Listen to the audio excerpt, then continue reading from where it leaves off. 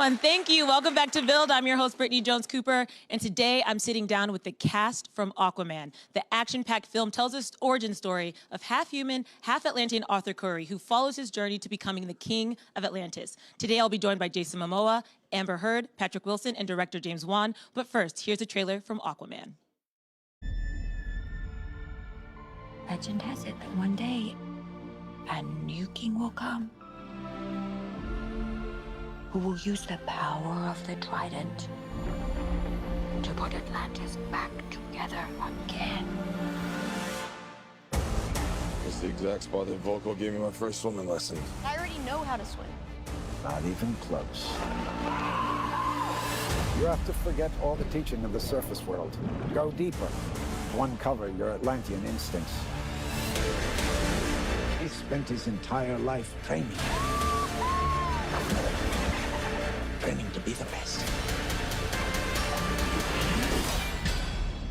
My parents made me what I am.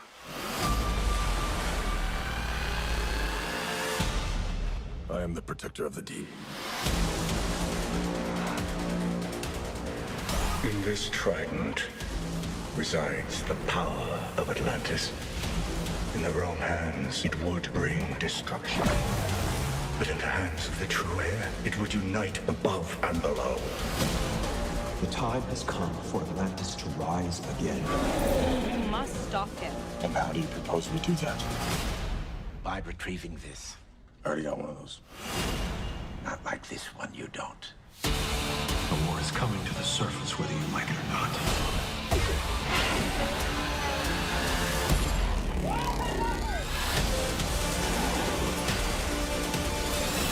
Your mother always knew you were special.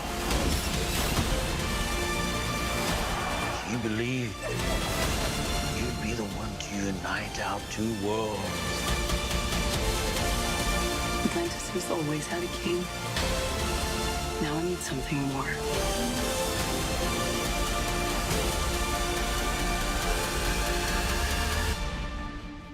But what could be greater than a king? A hero.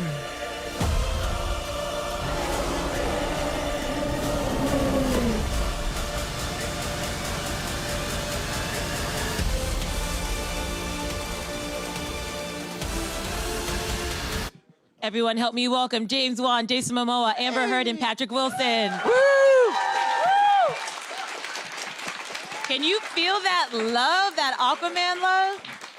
This is such a big movie. So many people are excited about it. When you hear that sort of response, does it hit you yet, like that you guys are gonna get to show this to the world? Starting to sink in. Yeah. It's such a big movie. Yeah, it's definitely sinking in. Everyone's been awesome, and I've never, there's so much passion here right now, so. Yeah. I love it. And James, let's kind of go back to the beginning because I know Aquaman, it kind of took a long time to get to this point. So when did you become a part of this and why was it something you wanted to be a part of? I think it was about 2.5 to 3 years ago when I was, before I started Conjuring 2. Yes, Conjuring, the Conjuring universe. With Patrick Wilson, ladies and gentlemen. No, I mean, listen, he's such an iconic character, been around for a long time. But the fact that he's never been done before, and that was what kind of drew me to the project, and the opportunity to do a superhero character and play in this world that's never been done before. That was very exciting. And let's talk about Aquaman, because I love that it stays so true to the comic, but you also bring a little bit of Jason in it. So tell me about developing Aquaman, Arthur. Well, I think it's encouraged by Zach and by James to put little pieces of myself and within the film. I've never actually put this much of myself in a film before, but it seemed to work. I normally don't smile and giggle and laugh, but thanks, James. Now the world knows I smile, so... It was nice to just be playful and encourage it, because we want it for the families and for kids, and I had fun, and him building the script and the whole world, it just is a big, beautiful, fun journey that you don't want to be grumpy through it. So he's like, I need to be looking at this world. I mean, you watch it, it's awesome. So And I read that you actually connected to that story of living in two different worlds. I know you're from Iowa. I'm from Nebraska, so I can relate. So We're tell at me, Nebraska. Omaha. Yeah, we're right. Yeah, so right we next both door. got out. That's good. But tell me about kind of developing him, kind of using your own background. Yeah, I mean, not that it's necessary as being an actor, but I think it's definitely something that I relate to. You know, we come from a very small town in Iowa where everyone's very happy to be there, and it's, you know, homegrown and beautiful family and hardworking. And then Hawaii is, you know, on the Hawaiian homestead land. It's very Hawaiian, and they're not going anywhere either, and they love where they're at. So I just, you know, neither of them know those worlds, and so I definitely got to have the honor of going between the two of them and taking a little bit of the best from both. And Amber, your character Mira, I love her so much. She's such a badass. She kicks so much ass in this film. So tell me about her. What is her journey like in this film? Well, you said it right there. She's badass, and I love that. I love seeing a superhero who's strong, empowered, motivated, very much her own superhero, will-driven, intelligent, and, you know, is also, despite being fierce and strong, is also a woman. And yes, exactly. So I feel really lucky that I worked with filmmakers that wanted to protect her integrity, her strength, and didn't want to take from that to justify or to feed into, you know, some formula we've already seen a million times. This is very much a different take, and she's her own superhero. I like that. And in a lot of times, she kind of helps out Aquaman, right? She saves me. I didn't want to give anything away, but many times. she's the driving force in a lot of the scenes with him. So is that Should something switch this out where she's in front of. But Mary is very much the one to motivate and kind of drive the whole, you know, the whole story, the start of the story. She figures out really quick what needs to be done, and she takes action. And she's the one who, you know, brings Aquaman out of Arthur. So really cool, important role. Have you at all considered dyeing your hair because it worked? I'm just saying. No, I'm sorry. I wanted to burn that wig at the end of filming, to be honest. They get hot, right? It's just like, come on. Oh, yeah. And imagine, you know, how much hair it takes to kind of get that superhero kind of effect. Like, you have to have super hair, and none of that is mine. We can't all I know what you mean. We can't all be Jason. Ow. He has me beat on the hair flip. Yeah, well, hey. And Patrick, you play Ocean Master Orm, a villain that really got to me. I really did not like your character, which is like a real testament to your performance. You liked me, right? Well, thank you. Yeah. So you get to play a villain in a DC movie. Yeah. What did that feel like? Pretty fantastic, you know. For me, I didn't grow up reading comics, so I was really defined by movies. So when I think of, you know, for me, it was watching Christopher Reeve and watching Gene Hackman as Lex Luthor, really, to my hero and my villain. So for me, honestly, when I see, what's your name, by the way? Braden, when I see Braden here, and I think for him, he's going to grow up with this guy as Aquaman. That's so exciting to me because, yeah, no pressure, Jason. Don't screw it up for him. It's so much fun, and I think what was really fun about Orm is that you get a real insight into why he's doing it, and he's an eco-warrior at heart and trying to get back. It's not just about world domination with him. He's very angry at the surface world for destroying his oceans, which is certainly ocean conservancy and taking care of our oceans is something I'm sure we all agree we need to deal with. So he just happened. That's a real nice sort of theme that Orm's got going. So how he goes about it is, you know, kind of questionable. That's what makes him a great villain. I do love the preservation aspect that's in the film, and I didn't know that was coming. And so can you take me through that script and the decision to make that major conflict between the humans on Earth really kind of trashing the ocean and then the Atlantis people being fed up about it? Yeah, I think I don't think you can make an Aquaman movie and not sort of touch on the environmental message of it all. You know, just from the decades of comic book material. You know, the character was always, you know, protecting fishermen, protecting the ocean, you know, stopping polluters and stuff like that. So that was something that was important for myself and my writers to get that theme into this film. Yeah, Aquaman's always had that. It's interesting that they leave the pollution side up to the villain because it's almost cathartic. Because even if you don't, we're not supposed to like him the whole time. I get it, and he's the villain, the antagonist of the film. But I think that when you leave it up to the villain to do something noble, the villain is able to do it in an irrational way. But I think the audience kind of secretly likes those moments where we just shove everything back at the surface. Yeah, I mean, it just like what Patrick's saying, just gives it so much to let the villain do it. You just get so much more drama with it, just so much more visual interest. And plus, it makes him a more interesting, antagonist. He's not just a cutout villain. Yeah. And you were able to create this underground or underwater world that felt like space in so many ways. And so when they're zooming through, you're like, oh my God, this underwater world is fantastic. What were the special effects are amazing. Yeah, listen, I mean, I'm a product. I'm a child of the 80s and 90s. And so, I grew up with people like great filmmakers like Spielberg, Lucas, Tim Burton, Jim Cameron, and all that. And so naturally, those guys, their films rubbed off on me growing up. And so I definitely have that sort of kind of built in my DNA. But really, I pulled most of the inspiration from the comic books. And the comic books, in a lot of ways, just has that kind of vibrancy. And it was basically kind of like, like a space saga, but underwater in a lot of ways. And so there's shades of sort of Star Wars sort of meets a lot of the Rings. And that was something that we wanted to, just sort of lean into. Have you guys seen the film yet? Yes. So what was your first reaction to seeing what was created at the end? Well, I mean, for me, it's amazing because I don't normally you don't get this opportunity often as an actor because you were there. So you remember making it, you remember what it looked like and how you felt. And in this case, so much of it was out of the mind of James Swan. We didn't get that privilege to see it really, certainly not in that scale when we were filming. So watching it was kind of like truly like an audience seeing it for the first time was really amazing. I felt like a kid again, like at the theater when you're a kid and you're taking on this adventure. It felt like that.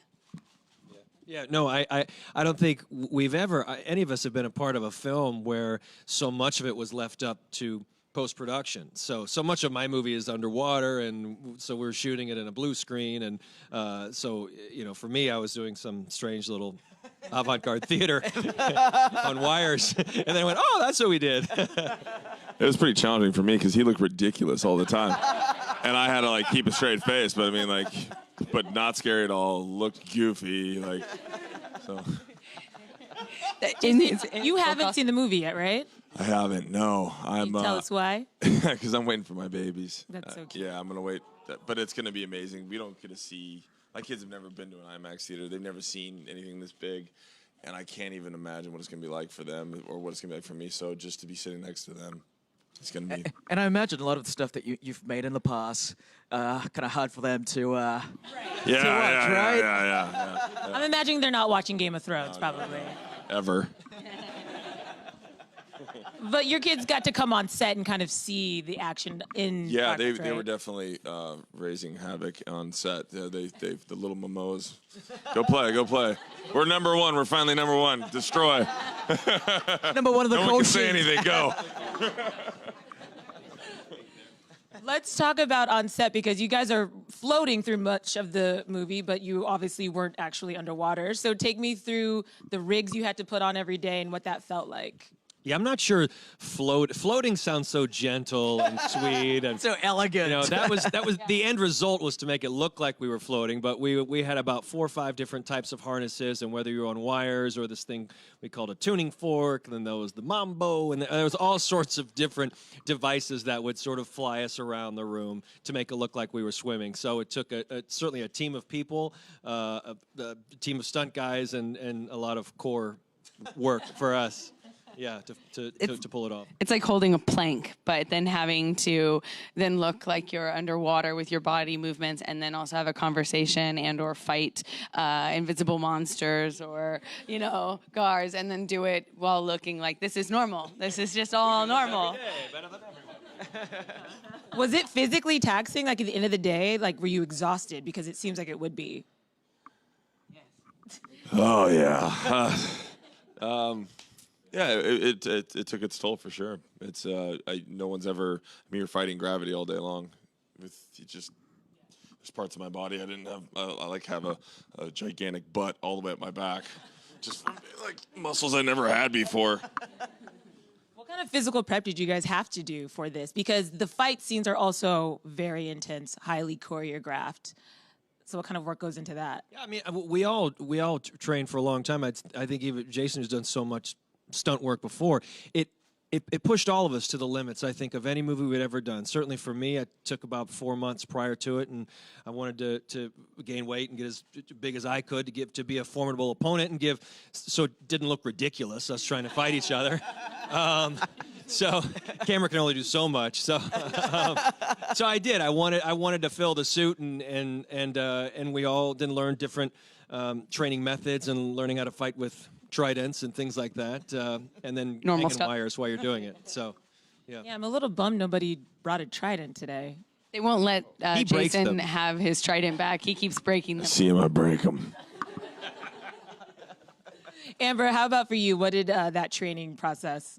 Like Patrick said, we all did we started many months before actually filming the movie. We I did what they did starting around December when we were going to go shoot in May, and mine I had so many different kinds of trainings going on, and because I'm not trying to bulk up, but I wanted to be very strong, I had to do a lot of cardio just to keep the size down, because when you're working that hard and you're on the kind of nutrition plan I just kept getting muscly, and I was like, guys, this is it might be a good look for a different movie, but there's going to be a point where this is not a good look anymore.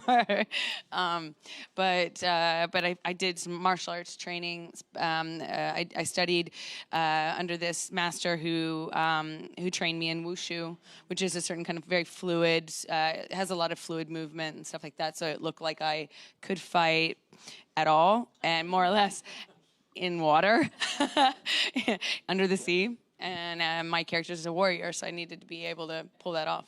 You did a very good job. Thanks. Yeah. I think to credit these guys too. I've had a pretty strong career at doing stunts, and I've never ever. I think if I put all my career together, this would equal the amount of stunts I did in Aquaman. So we had a lot.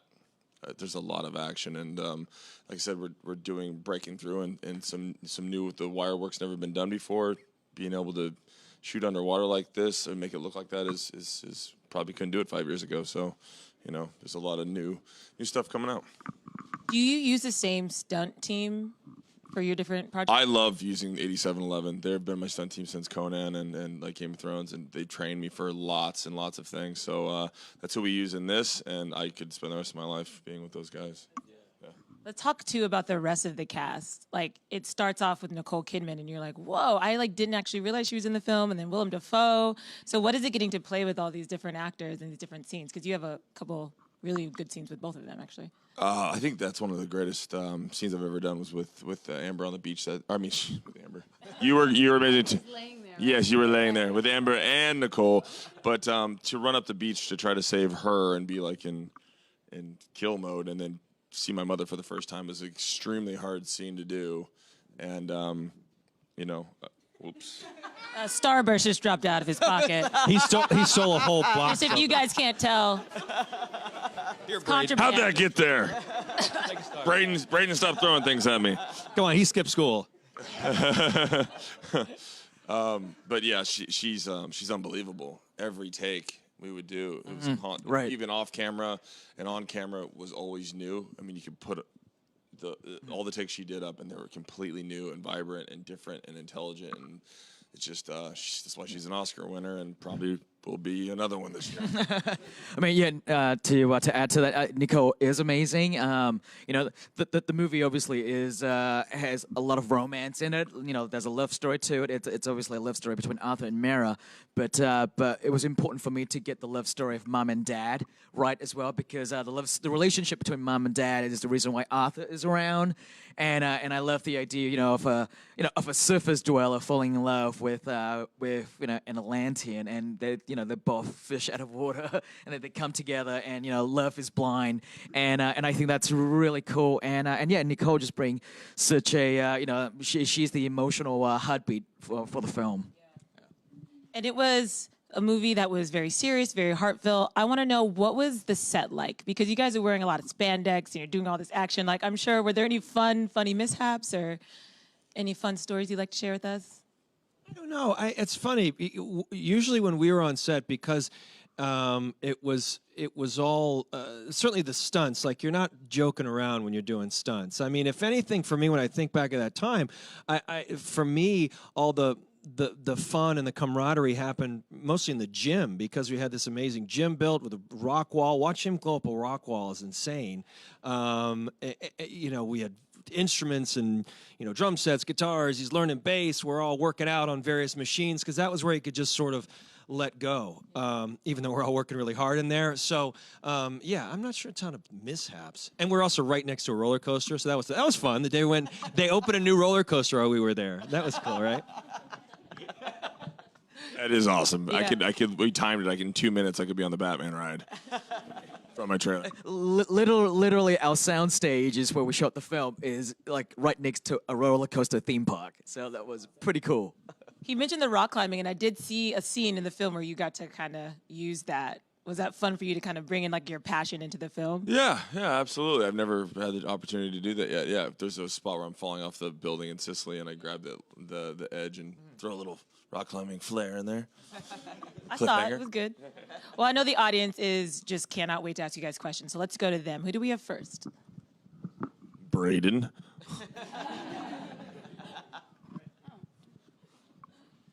What is it like getting a call from the director saying that you're in the movie? Here, take this while you... Another one. Jason's handing out. Jason is. Jason's the Easter Bunny. What's it like getting called by a director to tell me I got the movie? Yeah. It is extremely surreal, because you, for this one, it was challenging because I had to keep it a secret for 2 years. But originally, when I'm in the office, I'm like, ah! Very happy. It's always like, it's like winning something, because, you know, as an actor, you're kind of always unemployed. So you can be fired at any time, and the job security is pretty lame, and so when you have something like this that you know you can see with it in front of your future, that you're gonna put food on the table, it's awesome. That's great. Thank you. Good question. Next one. That was a great question. Who has the next question? Hi, guys. Hello. Hi. So first of all, I saw the movie on the premiere at Saturday. It was absolutely phenomenal. I'm going to be watching it multiple times to actually understand everything, because it was just, there was so much. But my question was, what was the most difficult scene to film? Because there were so many like action-packed, but also like you're floating. So like that was insane. So what was the most difficult scene? I think for me it was some of the action sequences that happened while we were in those harnesses we were talking about earlier, the rigs, and we had to be, you know, say commanding an army or in an important battle to save the world, or you know, looking for your newfound love amidst all this, you know, aquatic carnage that, you know, that you cannot see while being suspended by these wires, and in my case, you know, I'd have to get on and off my steed, which was a whale. Killer whale. A killer whale. And then having to do that while you're just really surrounded by green screens, or blue screens in our case, and alone, fighting no one and yelling at no one. It's a little weird. I think for me, probably our gladiator scene, which the Coliseum fight, which I feel like we're still going to go back and do reshoots. It just kept coming. Like, I feel like we trained for it in like April. We shot it partly in June, and now we're going back to it in July. And we would just sort of go into our tent, and if I saw that costume, I just went, oh God, we're shooting that today. Like, it just never ended. So it's like technically one scene of a few minutes, but I feel like it is weeks and weeks and weeks of work. I mean, yeah, that's usually what happens, you know, to put these sequences together. It just takes so much time, so much effort, and just take after take and days after days to get it together. And as you've pointed out, this movie has a lot of action scenes in it. I wanted to make a really exciting action film, and you know, and wanted to design action sequences that you kind of haven't quite seen before. And And whether that's underwater or the sort of the Italian fishing village sequences with Black Manta, played by Yahya Abdul-Mateen, and it's these scenes are super cool to design, but they're pretty hard to shoot. Yeah. Well, they happen in unorthodox places, like you mentioned the one in Italy. I don't want to give it away, but I was like, I've never seen a fight scene that extensive in a place like that. So good for you. Amber, I want to point out really quick, you have the orange ribbon on. I know that has an important meaning. Can you tell us about that? Yes, it's in support of the UN initiative or campaign, international campaign to support the elimination of violence against women or gender-based violence, which started on November 25th, which is the International Day for Prevention of and Elimination of Violence Against Women. I love that. Also love that you're wearing that and you're playing such a strong female character. Like, it's really, really important. This is the time. Yeah. Hear me too. Absolutely. And next question. Hi. So I love how the costumes are so close to the comics. I was wondering how comfortable they were to wear and how easy it was to, or hard it was to act in them. And I know, Patrick, you've wore a costume in Watchmen. Was this easier or harder? How are the costumes?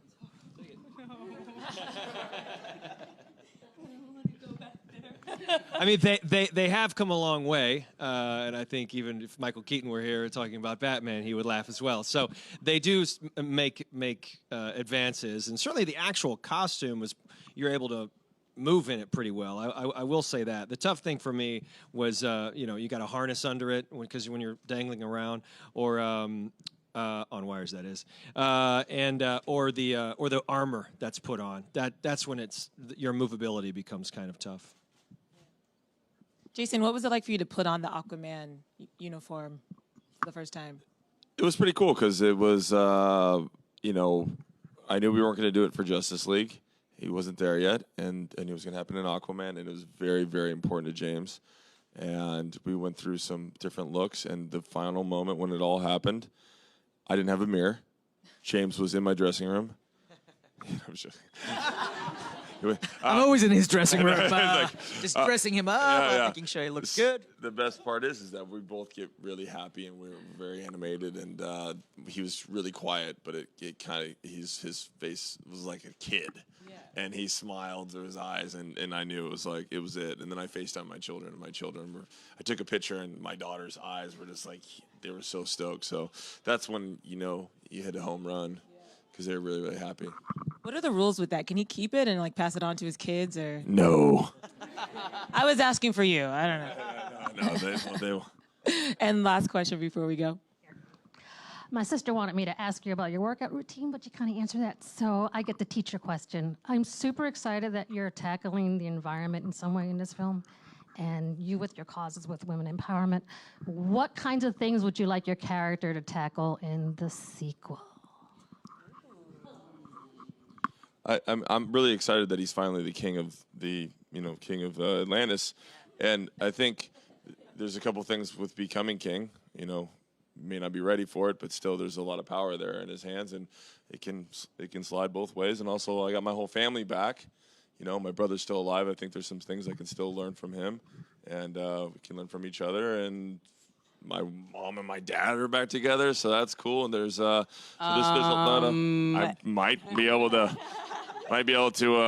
make one of these gold guys. You know what I mean? A little Aqua lad. You know what I mean? We'll edit. Aqua Bay. Do a bit of editing. See, if we would have given you a trident, that wouldn't have happened. You would have Told you he breaks things. I'm just saying. If you would have given me in a grown-up chair. I know. Like the throne I belong. We Just sitting there the whole time, like, oh God, don't break anything. So I'm like, next time I come back, I want a throne. Yeah. We can do that. We can do that. Well, guys, this was so much fun. Like I said, I got to see the film. It was this amazing ride. The film is so big, and I know that fans are going to love it. If you guys want to check it out, Aquaman's in theaters on December 21st. Please give it up for James Wan, Jason Momoa, Amber Heard, and Patrick Wilson. Woo!